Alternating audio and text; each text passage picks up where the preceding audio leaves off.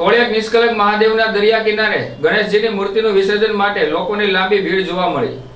ભાવનગર શહેરના ગણેશ મહોત્સવ નિમિત્તે આજે 9મા દિવસે મોટી સંખ્યામાં લોકો કોળિયાક નિષ્કલંક મહાદેવના દરિયામાં વાતે ગાતે ઢોલ નગારા સાથે શોભાયાત્રા કાઢી દરિયામાં ગણેશજીની મૂર્તિનું વિસર્જન કરવા માટે લોકો મોટી સંખ્યામાં ઉપસ્થિત રહ્યા હતા।